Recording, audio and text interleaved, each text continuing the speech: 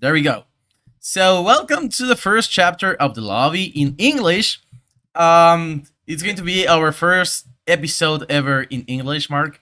So Oh, fantastic. we're completely pleased that you're going to be the ones that are going to be Yeah. the first I wish episode. I wish I could answer in Spanish, but I'm a It's all gringo right. here from the United States. It's all right, though. I mean, as far as we can get all the information, so it's going to be like that. And I know Okay. if we want to go for the information of the people we want to interview and all the information that we would like to know from, we talk about video games, we talk about Magic the Gathering, we talk about different TCGs. So I know that if Sure. we want to have special guests like you, we have to Right. go bilingual. There you go. So yeah, so here we are. It's going to be the episode 74, as far as I know. You're going to be the first interview of the season we have prepared of interviews, and this is the season for our second anniversary in YouTube. Well, happy anniversary. Thank you so much for that. So, for all of you that are listening or watching, I have prepared a video before these interviews, so please go and watch that video to know more about Mark, because we're going to do here some questions that have some information that we have already talked or has been already asked in YouTube. So please go and check the video and go and check the other Mark's interview and also check the Facebook group he has. We're going to talk about more of that later. So, Mark, first of all, how are you? I'm doing good. I'm a little tired. I just got back from vacation a couple days ago in Florida, and now I already started yesterday packing for MagicCon Atlanta. Cool. We're going to talk about MagicCon later on, but we want to start with some questions. Today we have Sago in the cast. Sago, how are you? Hello, hello, very well. Here I am. Aquí estoy saludando también a la gente en español. I also greet them in Spanish because, I don't know, it's my language. Hello, Val. Hello, how are you? So far, so good. So let's start with it. Mark, there is well known that you had a comic store during the 92, 93 Yes. around information. Yes. What was 1992. okay? What was before that? What was Mark doing before starting the store, and how did we get to there? Okay. Well, I went to college for business, marketing, retail. And out of college, I became a financial planner where I designed pension plans for doctors. I did different insurances, life insurance, some health insurance. And I did that for a few years. I made good money, but I hated wearing a suit. I could not stand wearing a suit, dress shoes every day.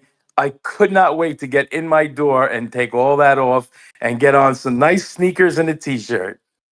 So then I met my future wife at work and we were getting serious. And I thought, before I get engaged, I better find something I really like to do while I still have control of my life. So I had always loved comic books growing up, always loved comic books. And I had been collecting them, and I had also been collecting original comic art at the time. So I thought, well, let me try doing. They used to do a lot of comic book and card shows on the weekends here in different, like Knights of Columbus buildings and stuff like that. Not like not like the big New York Comic Con, but just small ones. So I did that for a year and I really enjoyed it. And I said, you know what? I would love to open up a comic book store. And that's what I did. I opened up a comic book store just a few months before I got married. Okay. And there you go. And then the rest was history. I started. It was just prior to Magic coming out. It was, and we were just. It was during the big boom. Superman had just died and everybody was trying to buy the copy of him dying, and comics became super investable. They were printing just way too many comic books. People were buying 10, 20, 30 copies of these books expecting they were going to become millionaires. And we did that for about 2 years. Okay. And my brother-in-law, he worked for a comic distributor called Heroes World. and he would drive and deliver new comic books to the stores every week. I think it was Wednesday they were delivered. So one of the stores that he went to, they gave him two Magic the Gathering starter decks. They were just decks. They weren't really Okay. starter decks. They were revised decks. They were Okay. random. You didn't know what you Yeah. got in it. So, and John used to live in our home, my brother-in-law. So he came home with the two decks, and he and I read the instructions, and we played with those two decks for about 5 hours on Yeah. my dining room table, and we just became completely enamored by the game. And then John ended up, he worked for me at the store. So John and I would be playing every day at the store. So our comic book customers would come in and they, oh, what are you doing? And we'd explain, oh, this is this game called Magic the Gathering. And we loan out the instruction little booklet that they had and told them, go come back next week and, we'll play. And within 6 months, I had converted a large quantity of my comic book customers into the new crack, which was Magic Magic the the Gathering. Gathering. All right. And it was just I loved it, and I taught, I would say, thousands of people how to play the game at my store. I was open for 24 years. That Warhammer, we were big on. We taught tons of people how to play Warhammer, and it was a lot of fun. And then I had the idea. I was very friendly with several artists where I carried their prints in my store, their signed prints, and they would sell them to me wholesale, so I could sell them for what they were selling. And I saw RK Post on Facebook put up that he was doing a signing in a store. And I had not thought of that before. I didn't think a magic artist would do a signing in the store because they had, at the time, GPs, where they would Okay. go to the GPs. Now, prior to this, I had about 20 signings for comic book artists at my store. I'm gonna stop you right there. For Yeah. the people that is not like close to the environment, what is GPs? Grand Prix. Okay. They would be, they're smaller versions of what today would be Magic Cons. Okay. All right. Yeah. Yeah, those were like the high level Magic events at the time were Okay. Grand Prix, and they replaced Grand Prix with the Magic Cons pretty much after COVID was over. All right.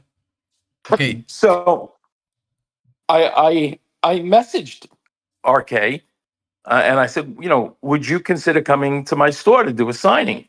And he goes, yeah, of course. You just have to fly me there and give me a place to sleep. Well, I have a guest room in my home. And then I said, let me think about it. Let's see if it's worth it to bring him in. And then I realized I You had may, about five. yeah, What? you mentioned that with the Turner Turtles that you had like points in Yeah, in an airline. I had like 500,000 Yeah. United Sky Miles. So I said, well, all right, I'll just use those. And I have a place. So it's not going to cost me anything. No, I just got to go pick him up at the airport and have a great weekend with him. And the weekend went phenomenal. I'm a whiz on the computer selling stuff. So I wasn't just selling stuff in the store for him. I was selling proofs and everything online. And at the end of the weekend, he said, Mark, I got to tell you, I made as much at your store that I make at most GPs. He was totally, like in awe. He couldn't believe it. And I had And such a good time. that was something that has never happened before, right? Like an artist going to a store and being there for whatever time with us for signing. And being that successful. Yeah, no, it was incredible. And then, I mean, you probably seen on the other interviews, then he had left and I had such a good time. And my magic crowd loved it so much that we brought in an artist in. They had such a good time. Now they were like, well, who are you going to get next? I'm like, oh, I don't know. I didn't think about next yet. I was still Yeah. doing this one, you know? I didn't know that I was And going to get that far. yeah. I didn't know if it would work. So I thought, well, might as well try and start at the top. Let me try Chris Rush. But I didn't know. Hold on one sec. Chris Rush had an agent, Jeff Ferrara. So then I was like, oh, I'd have to fly 2 people, and I only have 1 guest room, so now I would have to pay for a hotel. Then it wouldn't be worth it. I felt to spend that kind of money. I would not get that much in return for it. So as a financial thing, it wasn't worth it. So then I said, "Well, who's next?"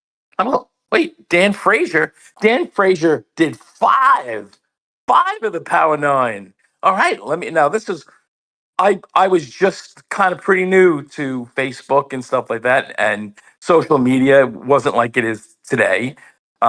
So I found Dan's email on his website, and I emailed him. And I always would use New York as a selling point. Well, you can come, you want to come a day or two early, go into the city. And he said, "You know what? Both my wife and I have been to New York, but we're never there together. Would you mind if I brought my wife?" So I said, "No, that would be great." And would trade him. I'd pay for her flight, but I would trade him for artwork. Okay. And I got him. His wife wanted to see the play Spider Man. It was on Broadway at the time, so I got tickets for the Spider Man play. And they went in a day early, saw the play, and then they came back to my house. And Dan and I just hit it off, like we were brothers. That got along. And he said at the end, he goes,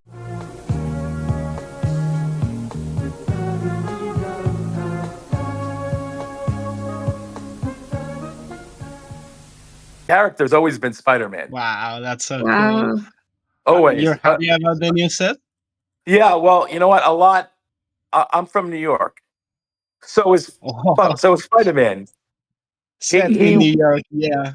he grew up in Forest Hills, which was about 20 minutes from where I grew up Wow, Yeah. in Wow. Queens. Do you think? Do that's And you, amazing. I always liked Marvel so much more than DC because Marvel happened in New York, in Los Angeles, where DC happened in Metropolis, Gotham, fictitious cities. that, So it always felt more real. And Spider-Man, of course, was a high school student and nerdy and had problems. He got picked on. So it was a real. I felt a real life portrayal of what this superhero could be in the real world, and that always attracted me. Yeah, I'm all about that. Did you read Invincible? Well, read the first couple of issues, but I watched the cartoon on TV, Oh, I and the see. cartoon was very good. I believe is that Kirkman who's the writer? Yeah, it's Robert Kirkman. That's Yeah, right. yeah, Wow, because it has so much of Spider-Man. yeah. So that's Very similar, what except instead yeah. of his father being a whack job, he didn't have basically his father wasn't around. Uncle Ben was around. Yeah. right? Val, Yeah, do you, so you're happy about the new set? Did you like it as a Spider-Man Oh fan? yeah. Well, I'm also very happy about it because I also sell a lot of the original artwork.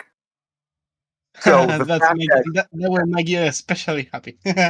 yeah, prior to the Marvel, the artists were not allowed to sell any of the Universe and Beyond artworks. In fact, most of them they had to sign a contract that the artwork was going to be done digitally, so there Mm. would be no pieces to sell.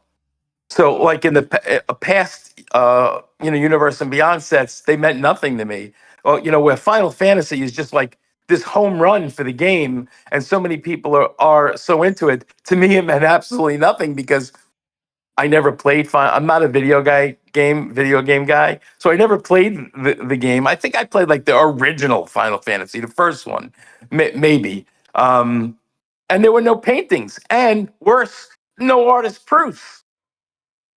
So I'm out of Yeah. the game. The only thing I got is if people will send me the cards to get signed by the artist.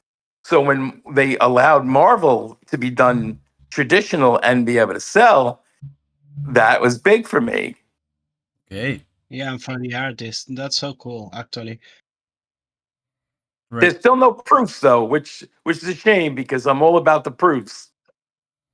Yeah, that's I what that's see. your that's what you're currently based on, right? Yes. Okay. Val, do you have any question yet? I have a question because when I listen and read the information we have, why did you choose Facebook as your main hub for your community, or not Oh, like a traditional website? yes, yes. Well, at the time, uh, I really didn't understand how to do it. I'm not a computer guy. Somebody has to show me what I got to do. Then once they show me, then I got it. I can do it. I want you to know that making Mark come Okay. into Discord, it was whole travesty this an hour ago. Yeah. It looks But now, great, Okay. though. I Your did. video quality is top notch. Yeah, I joined, but at the time, there wasn't really. I had been using eBay for years. When I had my Okay. store, I used to sell tons of stuff through eBay in addition to selling it at the store to increase our profits.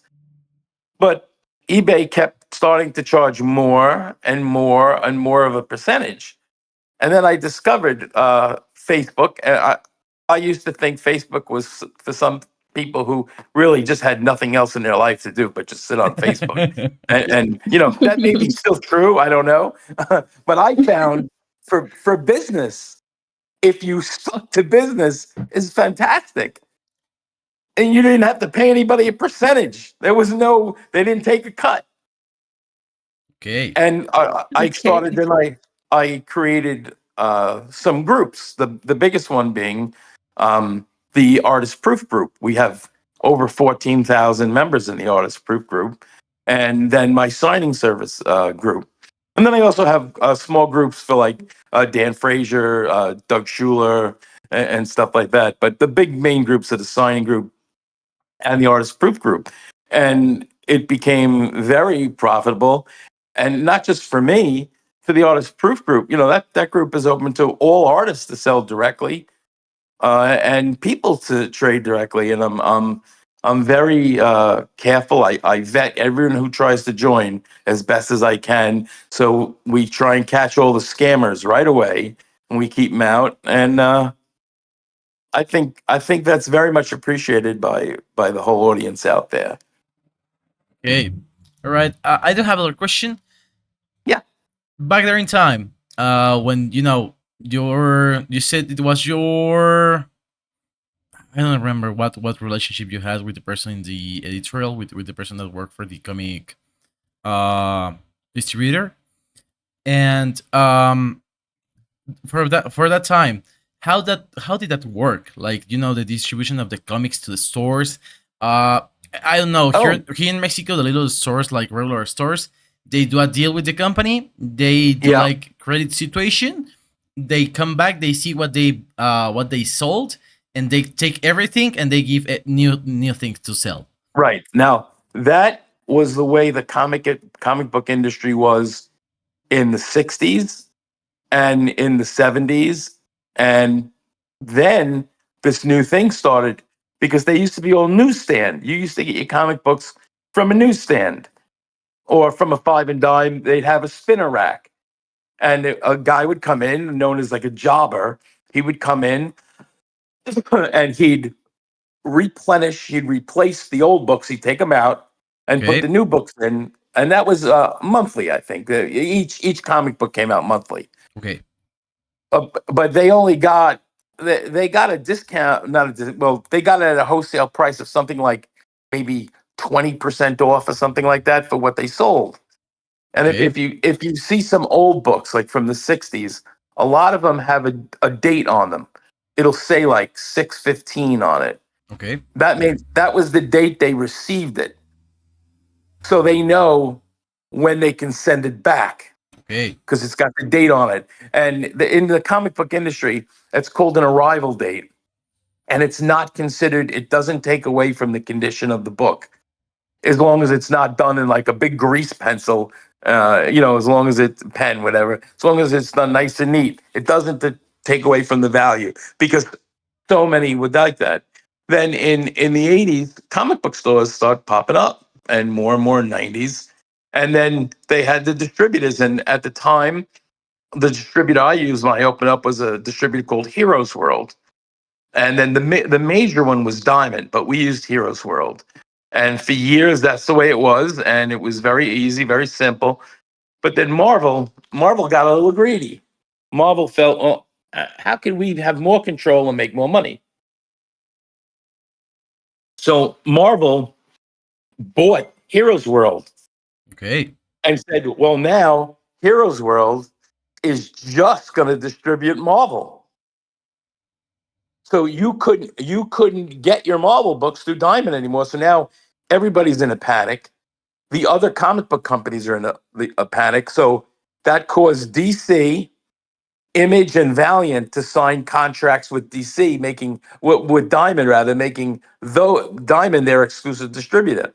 So now you had two separate distributors you had to get shipments from, and they came on two separate days. Okay. They came Wednesdays and Fridays, so it was a pain in the ass. It was annoying. And before, we had a branch of Heroes World very close to us. I would just drive there and pick up the comic books that morning, and then have them all ready to put them out the store when I got there. Now you had to get UPS, but you can't count on when they're going to deliver it. So I'd go to UPS every Wednesday morning and wait for the books, To and take sometimes them you'd from be there. there for like an Okay. hour or two. It was definitely a pain in the butt. It wasn't as good as it was. And then after a couple of years of that and losing money, Marvel realized, okay, maybe this isn't a good idea, and they ended it. And then that pretty much left Diamond as the sole big distributor. But even then, they went bankrupt. Okay. Uh, yeah, Geppy was the owner. I think it's Steve Geppy. I think he went bankrupt. I think a lot had to do. He had a bad divorce, and I don't know what happened. I think other people bought him up, and now I think there's separate distributors. I don't know about international, how the international distributors exactly work, No. but it sounds like from what you said, it's like the old system where they would drop off books, yeah, and whatever didn't sell, they would take back and give you the new ones. Okay. Yeah, I wanted to ask us here in Mexico, or probably in other parts in my other colleagues' countries, we are used to that. There is already a comic store, but like an international brand, like Panini. Okay. It was like long ago in the probably 80s that you could find them in regular like um rural stores, like Okay. not specialized. And Right. Right. Right. and from the 2000s from there to now, it was just Yeah. in a specialized store. So I didn't know what was like on how it was supposed to be there in the US, because Yeah. everything It, comes here in a it's much. different way. Yeah, it's much easier here, or at least it was in the U.S. And I know Panini was a big sticker company and card company. I think they're Italian, Yeah. and they distribute throughout Europe. Yeah, and through America, they did a lot of money through America because they also Yeah, sell here here in Chile they're very relevant too. not only comics, they sell manga, they sell everything Right, right, right, everything for right. geeks. It's from Panini. Sticker albums, they're big on that. Yeah, stickers. I know that was their main business. I think what they started was doing stickers. Yeah, I think it still is. I think it still is. Oh, okay. but stickers become a seasonal thing, and Yeah. mangas and comic books are like whenever you need it, they're gonna be there. Right. Exactly. Exactly. Mhm. All right, I do have a couple of more questions, but I would like to ask Sval or Sago if they have questions. Well, about we're talking right now. In my case, in my country, I'm from Uruguay. So here, the comics book stores and collectible shops are not too much present here. So I want to ask you, from your experience, how do you think this difference in accessibility affect to the growth of the communities? So you think? Oh, I don't know. That's a good question. Well, I know if I understood your question, you asked about do you think Yes, ethnicities have something to do with comic book sales? yes, because here in Uruguay we have like one store who sells TCG cards, comics, manga, books, and that, but we don't have like that. I don't know how to say it. Like that much Well, KMS? I, Yeah, I think well, also you got to remember in order for the stores to be successful, the population has to have a certain amount of discretionary income. Yes. Because if they don't have the money, they can't buy it. And if they can't buy it, the stores can't survive, because they have to pay the rent, they have to pay employees. So I think the U.S. for the most part is a very wealthy country. Uh, Mhm. Kids, 12, 13 years old, it was not uncommon for them to come in the store with $100 bill and buy a box of cards. Yes. Where that in I'd say most countries, $100 is a hell of a lot of money, and to spend it on cards. I would just think that it's harder to be successful there, and that would be the reason why you have relatively fewer stores, because the Mhm. population can't support or more big than what you have. Yes. or big enterprise like Panini, taking the you know We have the a little shop of panini, and that's all. yeah, Yeah. I think that's why Panini Yes. it's here in this part of the world, because they have the money to survive if they don't sell Yes. that much. Yes. All right, Yes. Sago, do you have a question, or may I keep asking? Yeah, I have to jump in many topics though. Yeah, me First, too. I wanted to mention that here in Chile, I'm not sure Mexico, but in Chile at least, taxes are automatic. So I just wanted to mention that because I think maybe taxes are kind of a hassle when you have to sell like comics and cards by singles and that kind of stuff. And through Facebook sounds like very much you have to track each single dollar. Well, Sounds for me, now it's relatively easy for me, because everything goes through PayPal. Mhm. So, but that's now. Back then yeah, you had to. well, I've been on PayPal since 1992 It or matched. 95 or 95 or something like that. So it's very easy to just look Pioneer. at the records are on there. Now, as far as taxes, there are two kinds of taxes: sales tax, and then there's income tax. Sales tax is due if somebody purchases something from you in the actual store, Yeah. because then you have to charge them whatever that local sales tax is. I think where I am here, I think it's 8.5% now. Um, if you sell on the internet, you pay taxes only if the buyer is from the state you're in. So that becomes a little bit of a pain in the ass. I got to find out if the person's from New York, but otherwise there's no sales tax due on it. Okay. Income tax, it's simple because PayPal, it shows exactly what I'm taking in, and nothing's hidden. It's right there. Um, but you also all the PayPal fees are taken out of the deduction. But that's why I have an accountant. The accountant does all that. In the past, I used to do that. Then I found out, my accountant, I was like, Gary, you mean you guys can do all that? I don't have to go through every freaking sales that I did? He said, yeah, we could do that. I'm like, do it. Doesn't matter how much it costs. You do it. I don't want anything to do with it. That's right. I think you have Yeah, also I get you. also lucky to be in the right time to start Yes. doing it.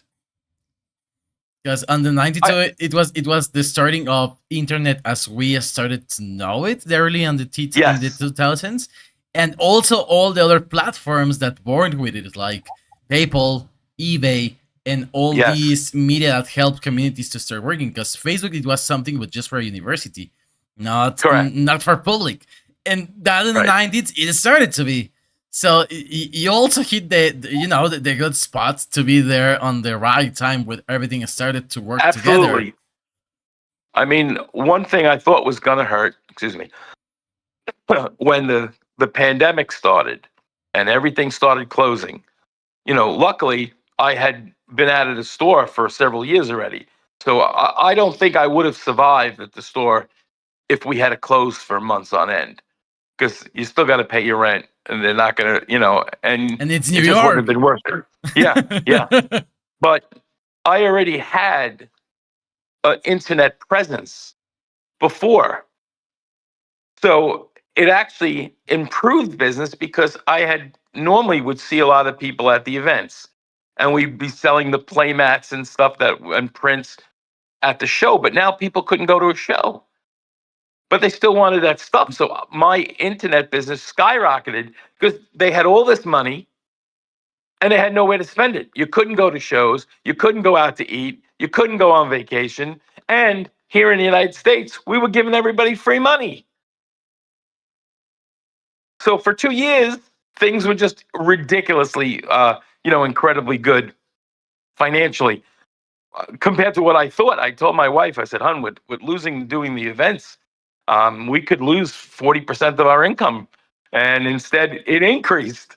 Yeah, yeah, and that also makes you one of the, I think, um, probably one of the, not the best business, but one of the probably few people or kind of services that were needed on that time. Because as you said, Yes, there were no events, but people wanted to have cards signed. People wanted to have yes, interactions with the community. So yes, you were basically a nexus point with it. yes.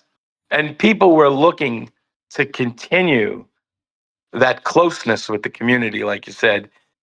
Especially in this that time. The beginning of COVID, it was some scary stuff. Yeah.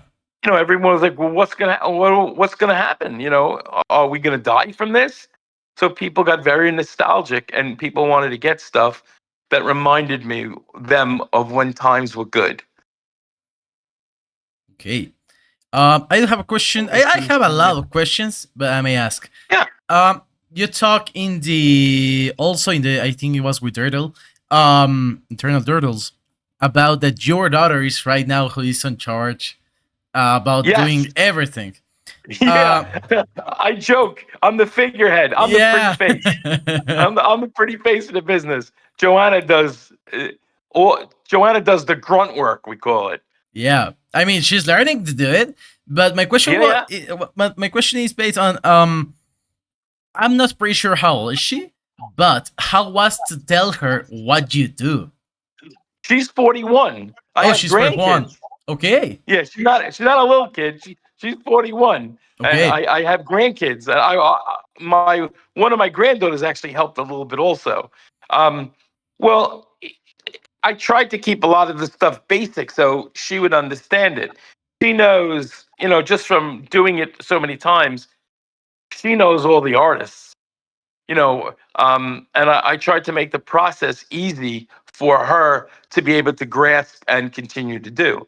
And she does, we get thousands of cards sent to us from all over the world for the signature series. She does all that. All the packages come in, she goes through them, she adds up how much they owe, she messages all the clients how much they got to pay PayPal. She puts them in the. Yeah, hold on. I'll take you on a little tour. So I'll take you I, to the operation room. I know the room. I saw the room. Oh, you saw? Yeah, you saw and, on the video. and I don't want to see it again. Yeah, yeah. These are each little box is a box for an artist. Are That's they all. cards? Yeah, these are cards. Like let's say here, it's like here. There's a Epic. box for Jesper Edsing. So these cards Lovely. are all for him to get signed. But we do the signings once a year with each artist, unless I'm going to see them at an event. Then we'll bring them to that. And then the cards come back signed. My daughter has to separate them all, and then she's got to put them alphabetically into the artist, into the persons. So these are all separate individuals who send cards to get signed. I see. So they're all in a row, in alphabetical order. And they used to just be the letters were there. And then I had the bright idea. I said, look, you're much quick. My daughter can do this so much quicker than I can. But then I said, why don't I do this? So Yeah. I can find the actual collector right away. Because Yeah. occasionally, if she's away on vacation and I got to do some of the grunt Yeah. work, I got to make it easy because she'll do it. It'll take her an hour. It'll take Okay. me 3 hours to do the same amount of work. Okay. All right. Do you have Well, questions? right Because now I work with cards, so I'm all the time. I have to deal with like cards everywhere. I understand you very well. Don't worry. I Oh right yeah, now they're I all over the represent place. an MTG store. Like I've been working for 2 years now, Okay. and the store. Well, I'm almost the only one working there, so I represent the store. uh, so I wanted to know exactly your ins and outs because I know an artist in here in Chile who was my teacher way back then when I was studying video game design. She's called Madeline Bonny. Maybe you've heard of her. She I made the believe art for the Soul I bel Stone. I believe she's just joined my signature service. Really? I think I spoke to her not too long ago, and I forget when her signing is, but I believe so. Yes. She's from Chile, my country. Yeah, There you go. yeah, Well, that's so I have cool to hear. I have artists all over the world. That's so cool to hear. But my question is actually, as a store, like if I wanted to make an event with her and or maybe ask her for signing on some cards, Yeah. uh, I wanted to ask like the specifics, like the really specifics. How much do I have to pay her? Well, how close does she live to the store? She's like 6 hours maybe. Oh, all right. So she would, if you're going to do it for multiple days. See, what I did was I started doing it. It was for the pre-release. Yeah, the problem is that, that in Chile, people are not that interested in that kind of stuff, sadly. Like, if there was an event with like 200 people, maybe that would make sense. But the pre Right. releases right now are getting smaller. So that makes it hard. Maybe get Yeah. her to sign And some cards and I send think, them or something like that. I think that one of the reasons it's getting smaller is the economy and the price of pack. Yeah, they're I, I like I'm $8. shocked that, see, I got rid of my store long before there was these collector boxes. And I'm Yeah, hearing these like crazy stories, like Final Fantasy boxes were like $1,000. What? yeah, yeah. That's right. And even Spider-Man, which has gone down, I heard, but Spider-Man's were going for like $800 or $900 for collector boxes. And Yeah, I'm I like, still have holy crap. Spider-Man. Now I how many haven't sold a people, single collector pack from yeah, Spider-Man how actually. many people in your area could afford that? I'd say Actually, I, I many. don't It's I kind don't of think there's very scary. many, right?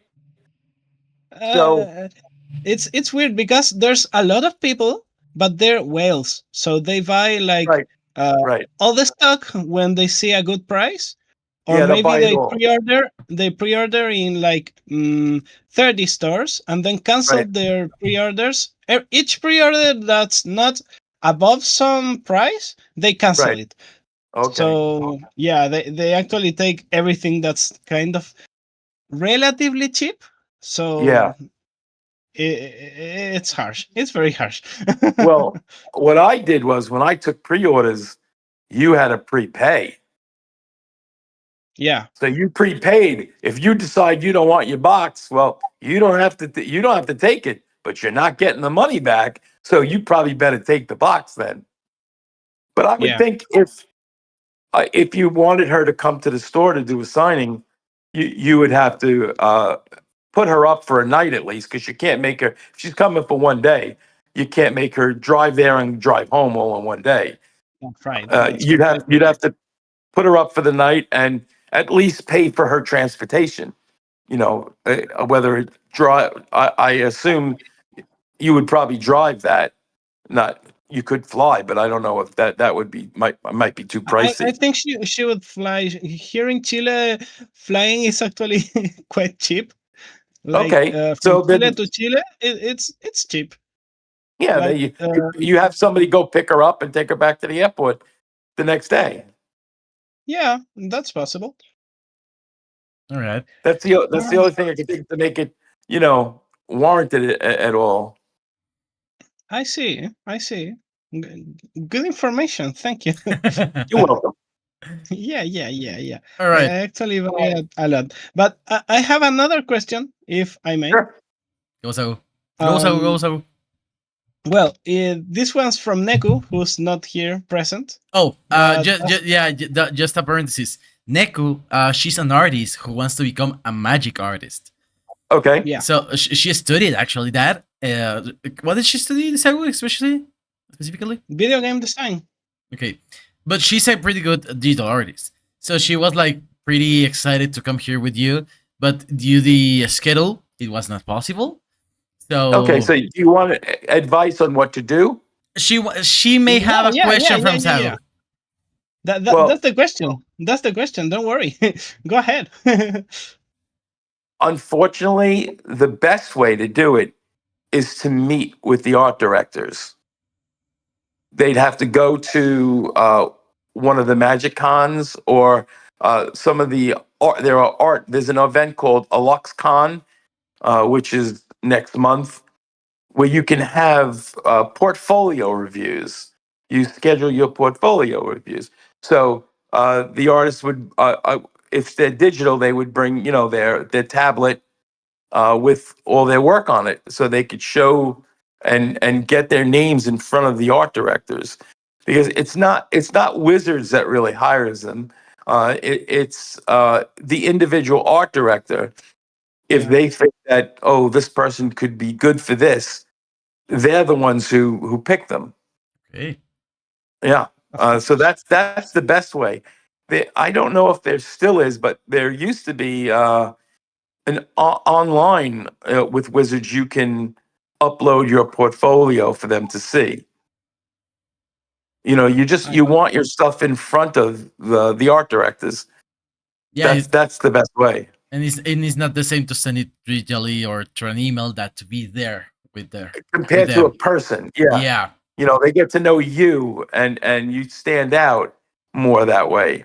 And then you also now you can email. Let's say Zach Stella is one of the art directors, or Tom Gencott.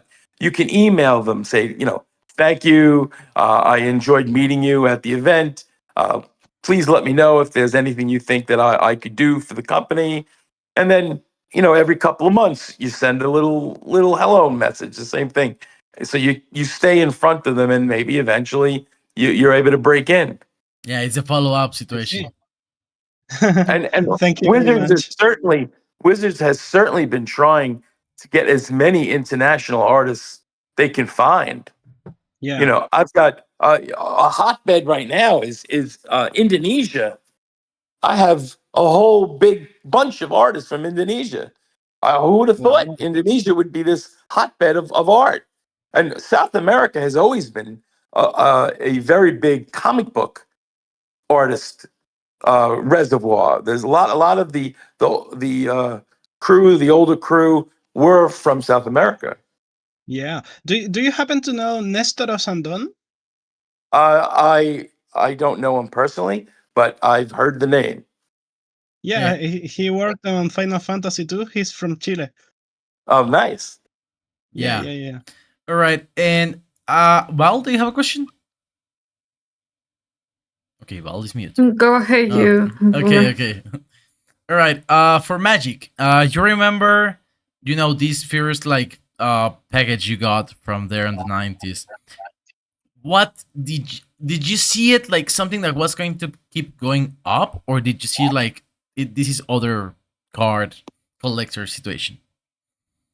Well, this was the first CCG.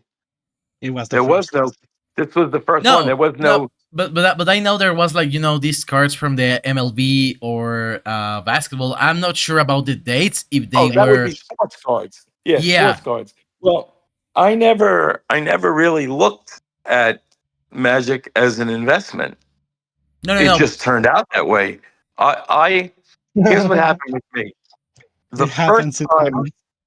The first time I saw the cards, a young guy came into my store. Maybe he was about 15 years old, and he had two decks that he made. And he had asked me if I wanted to learn how to play.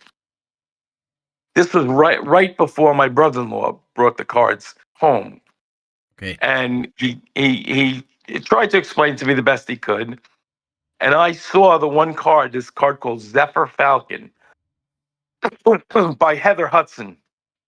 And I fell in love with the art. I've always been a huge art fan. I was like, this card is gorgeous.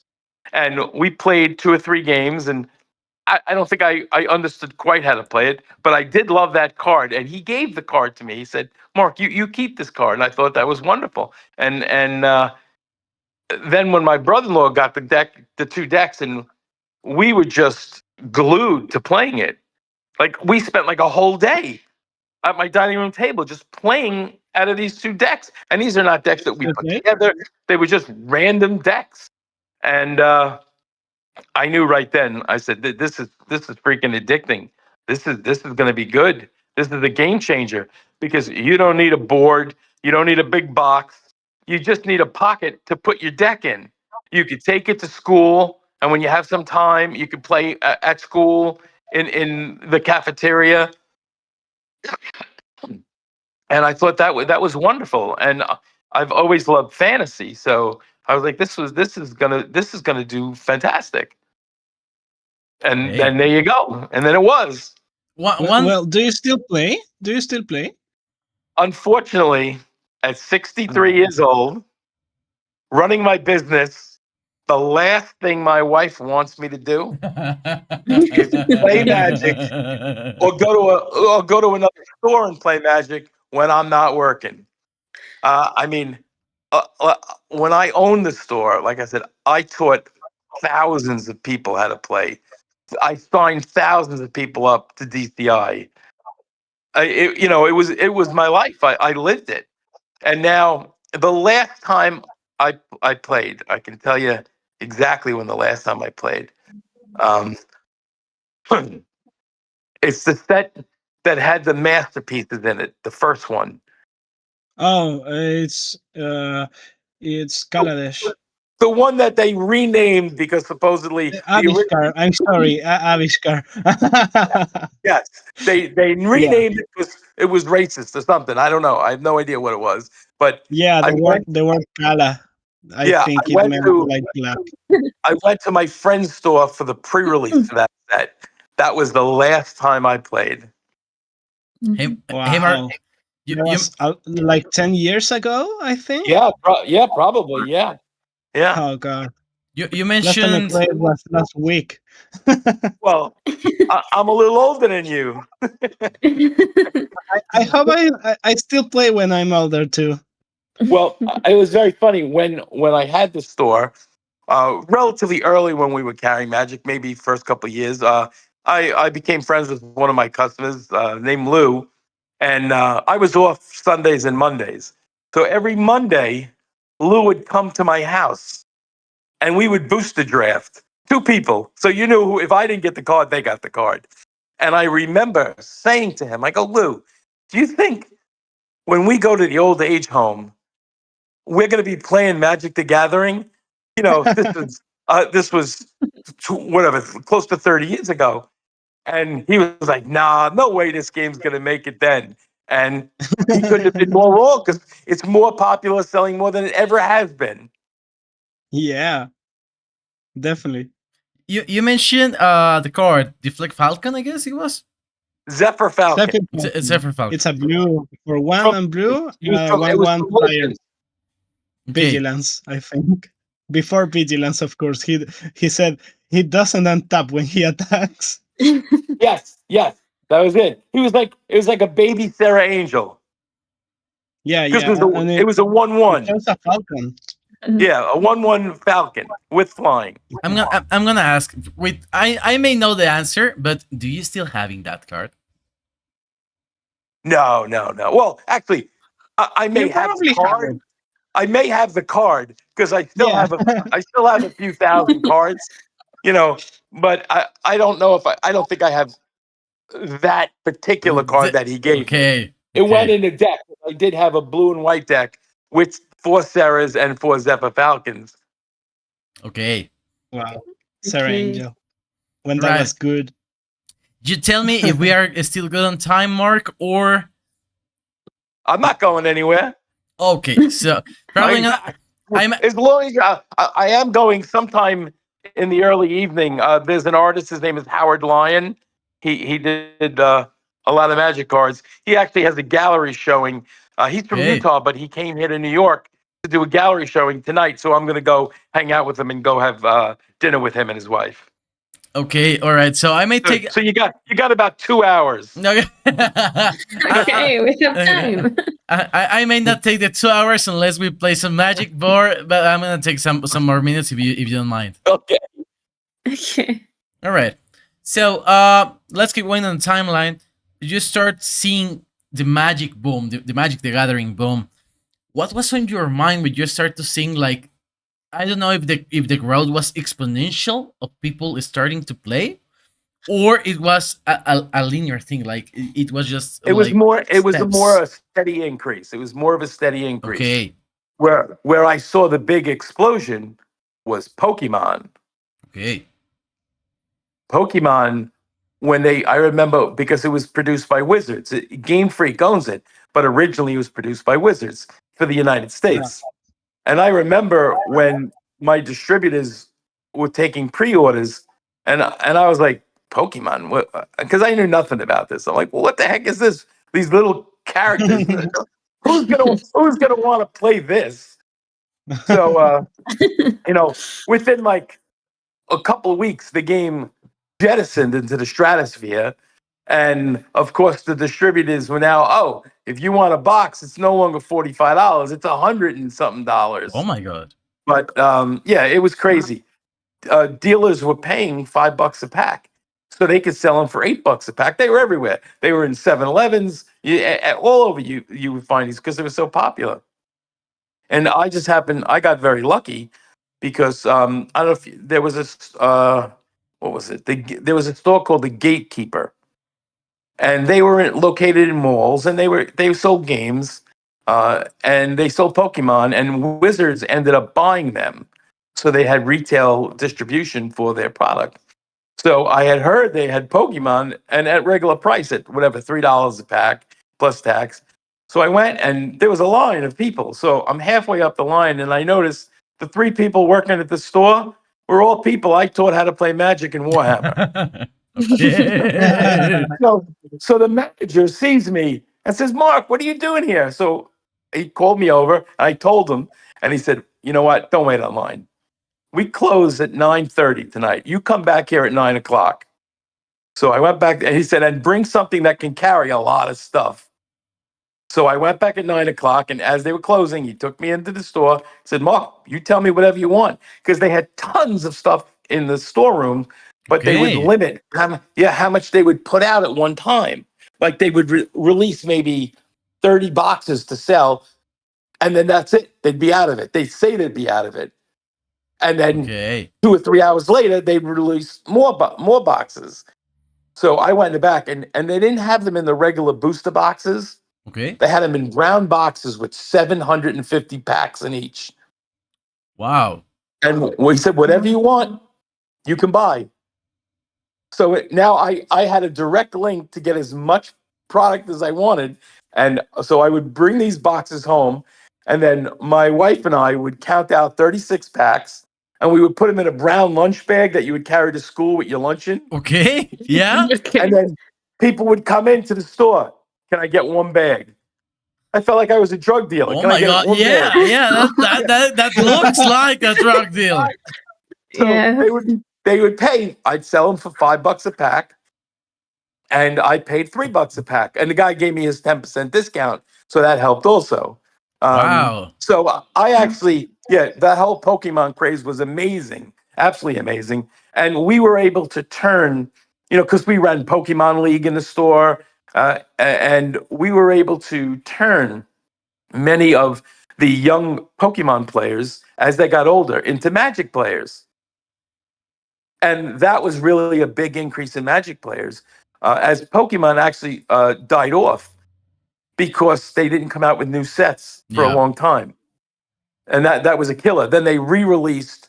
They put the base set and jungle together and released another one. But everyone had those cards already, so it kind of died. Although now it's back ridiculous than ever. But Yeah. that increased our player base for Magic because now kids understood how to play a CCG and how it worked. Okay. So it wasn't a big leap Yes. for them to move into this. In that process, like converting Pokemon players into Magic. Yeah, I'm doing yeah. exactly that right now. I But did the same Pokemon thing in with Yu-Gi-Oh. 2025 is selling way more.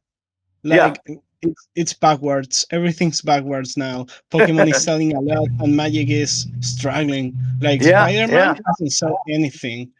It's been bad, but Wow. Pokemon is doing great. As It- always. they show. I don't know if you've seen any of these. They show videos of like these big, like Price Club is called. It's like a wholesaler place, and they get like tons of the boxes that they put together for Pokemon, and they put it on the shelves, and people are fighting. They're literally fighting, and they're trying to fill an entire cart with all the stuff. All dealers trying to get the stuff, and I'm like, oh, this is insane. It's crazy. I But have it's the one person policy. One person, one product. Don't buy right. more, Well, please. they these places, these big wholesale clubs, they don't have that policy. Yeah, they, I know. they, they, I they, know. they like to see blood on there. Yes, yes. So, Sagu Yes. Val, do you have a question? I have a question for in my case. For the moment, I never play before Magic. So, what do you recommend for the people who would like to start playing this game? Don't do it. No, it's yeah. Okay. Well, um, I believe there's plenty of intro product. Do you guys get the intro decks down there? Yeah, I can sell you one Final Fantasy deck. Don't worry. Yeah, yeah, $25. yeah. But I know when I had the store, Wizards used Mhm. to send us for free 30 card intro decks. No, I You know, have them too. Welcome Okay. decks. I They have are five still yeah, of alive. They are still Spider-Man. alive. They are still alive. I can and give Mhm. you that's one for free. right. That's exactly what it is. It's Yeah, Okay. it's crack. We give you the first one for free, and then you're the addicted, fifth and you one's got to free. keep. You're Yeah, addicted to the game. Just Yeah, yeah. yes. just My steal friend says that all the time. The just fifth steal one's free. just steal something like a drug dealer, Mark. Yeah. Nah, it's Yes, been because a I like Sagu. I'm a TCG Pokemon player, so I want to, in one moment of my life, maybe like give that try to Magic. So yes, I, one of my friends is like a huge fan of Magic. okay. Yeah, yeah. I loved it. I became instantly addicted to the game. I thought the gameplay was wonderful, and at the time when I started playing, there was nothing really like that. So Mhm. it gave the aspect of playing the game as well as the camaraderie with the people you were playing with, and The then Gathering. the Yes. organized play was wonderful. We Mhm. looked Friday Night Magic. We used to do Friday Night Magic. We used to do Saturday events. Sunday was Booster Draft Day, and that was also when Standard was very popular. But I hear Standard doesn't do that well anymore. No, I have Friday night every Friday in my store for Yeah, standard. There's two players. yeah, that's sad. That's very sad. Hey, Mark. Yeah, Yeah, that's how we it's used to been for average. months. We averaged probably 25 to 30 players. We play And Commander though Mhm. every day. Commander is super popular. The Commander was more newer. That was towards the end of when I was open. That was when it was Elder Dragon Highlander. It was kind of before Yeah, Wizard sponsored it. yeah. It was not official. It was Yeah, made by the fandom. yeah, and it's more of a fun for fun play. Yeah. Yes, actually, I randomize who gets the prize, so no one tryhards to win. Oh, okay. It's completely randomized. Yeah. But So now you can't run official events with two people. You need eight. No, for commander Oh, not we have Commander. Yeah, like yeah. 16 plus, and Oh, yeah, okay. I commander meant for like usually have more I players. meant for like standard and for booster drift. You got to have 8 players, otherwise it can't be an No, official standard event. is sad. And Yeah. booster draft is also dead. We have a group in Chile like for booster draft only, and we run like uh 10 drafts like 2 years ago, Uh, and then no more draft. that's a shame. People don't. No. Uh, if you want to I draft, used you to have to pay for like what 3 packs. Each three pack packs. is Yeah, $7. You have to yeah. play like That's a lot.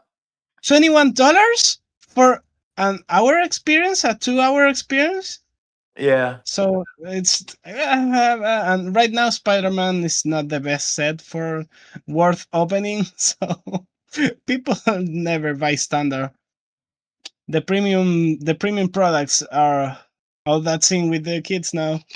yeah. Hey, So Mark. do you think it's more investors who are buying this stuff like Final Fantasy and Spider Man? Yeah, of course, because there's like this new feeling that if you do not buy, you're missing out on some opportunity to make money. Right. Yeah, So the that's Pokemon people FOMO.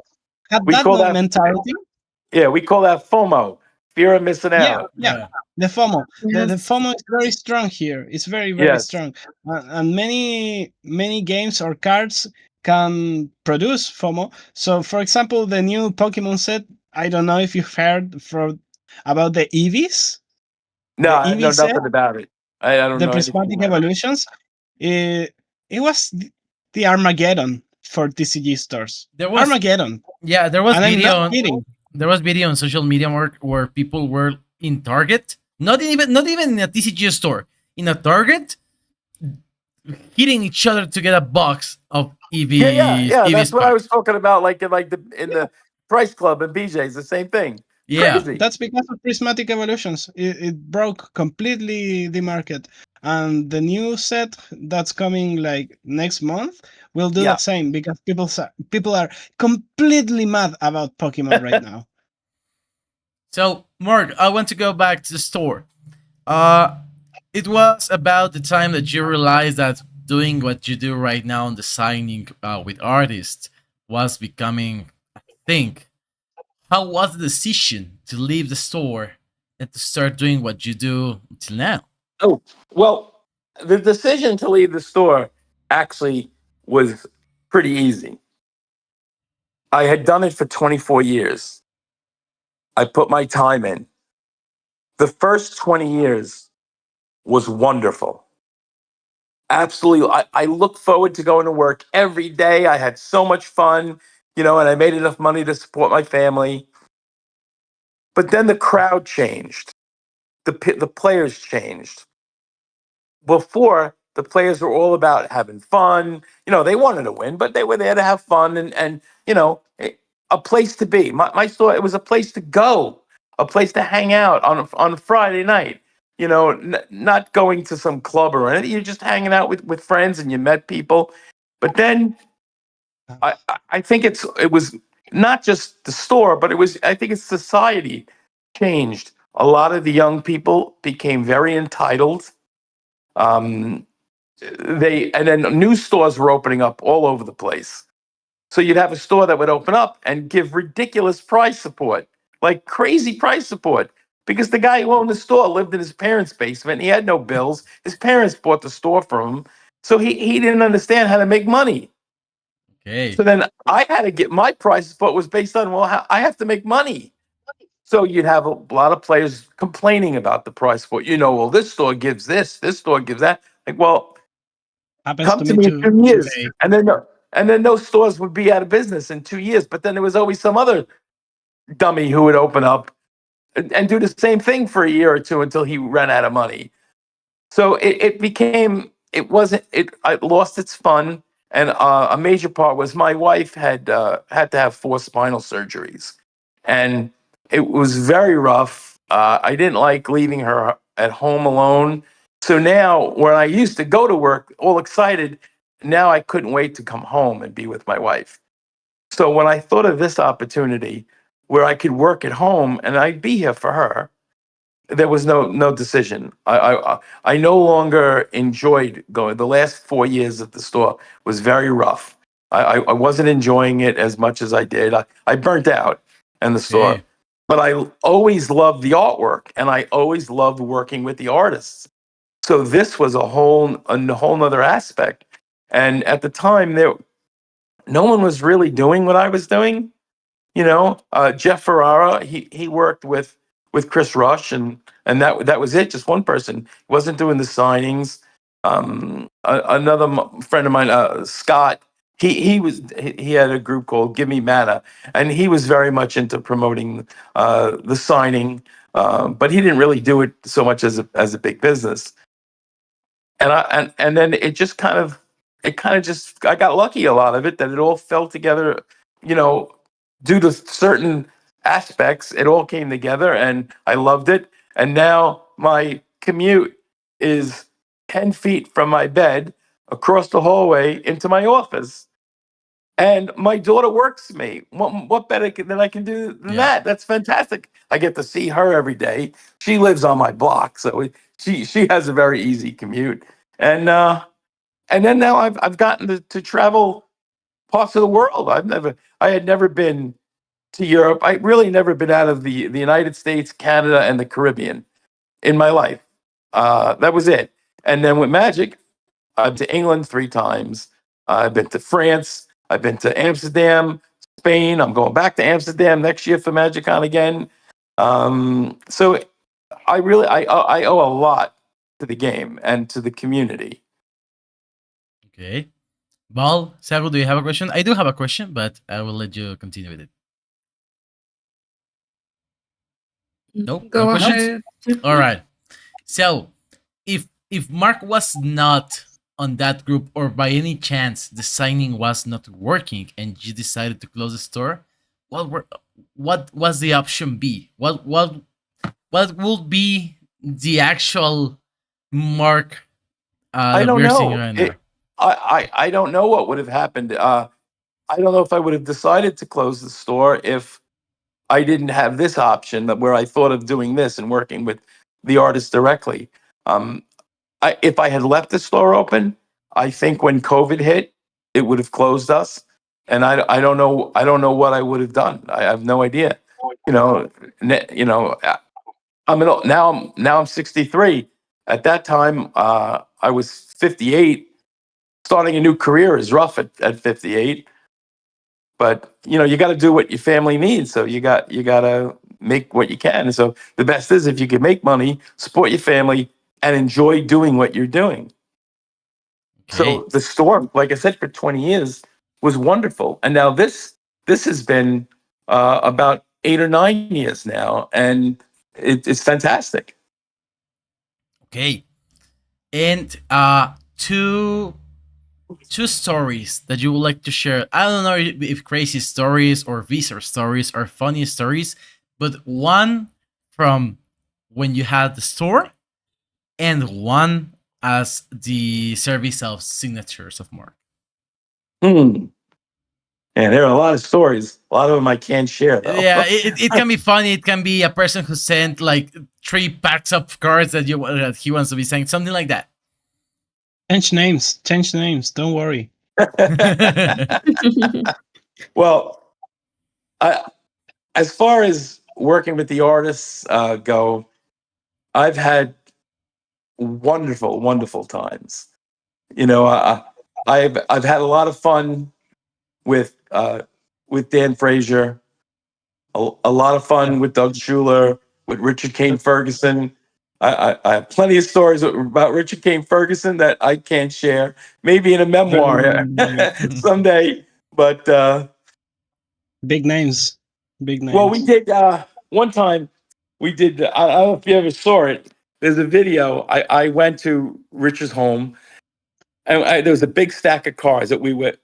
A particular person asked me to get them signed, and we screwed around with them. Well, we did. We pretended we were burning the cards, and Richard took out one of his axes, and we put the cards like on a stump, and then of course we replaced them with other Okay, cards, yeah, yeah. and Richard was throwing axes into the cards. Oh my god! Yeah. And that's some video. And there's a video And about. I posted it. I posted it on Facebook. I posted it, and of course, the collector knew who it was, and he was freaking out. He texted me, Mark, he didn't actually just burn my cards, did he? And I'm like, oh yeah, I can't stop him. Or something came over Richard. Richard, you can't stop him when he gets in the mood.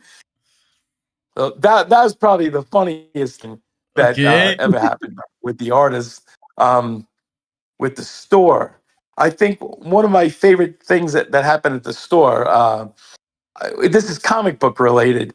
There was two artists, Joe Quesada, Mhm. who went on to be like the president of Marvel, and Jimmy Palmiotti, who was his inker, and they did comics like Ninjak, Bloodshot. They did a lot of the X-Men stuff. I had them both come to the store to do a signing, and after the signing was over, they stayed at the store. This is a time when we had Mortal Kombat and Street Fighter was in the store. Okay.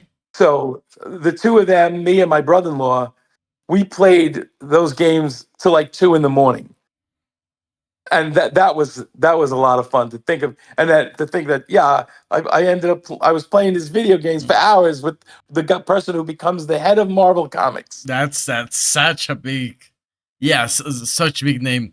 I couldn't imagine like playing with someone like that, like Mortal Kombat. I'm not sure. Was he good? Yeah, they were both pretty good. Because I'm not You know. sure.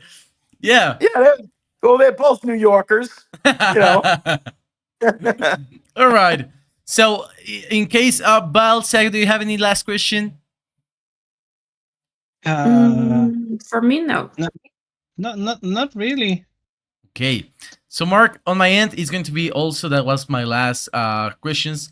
And for me, it has been a pleasure to have you here in our first episode in English. My pleasure as well. Nice to meet you all. Yes, thank you very much. You're very much welcome. So after very that, pleased to have you. I would like to share some words with you, but for now, this is going to be the end. We have an ending. We have an ending phrase. So I don't know if you know what is the lobby in the video games. Okay, whenever you go to a multiplayer game, where you spawn is the lobby. So the last word we use to say goodbye for our listeners is to say a phrase to leave out the lobby. Okay. So think about something and you tell me what's going to be the phrase today to leave out the lobby. I don't know. Like for example, get your cards tidy up and do your homework and get out of the lobby. Okay, all right. Okay. Well, there's always the good one, the Star Trek one, engage. That's what Captain Jean-Luc Picard used to say. Yeah. All right, and please leave out the lobby.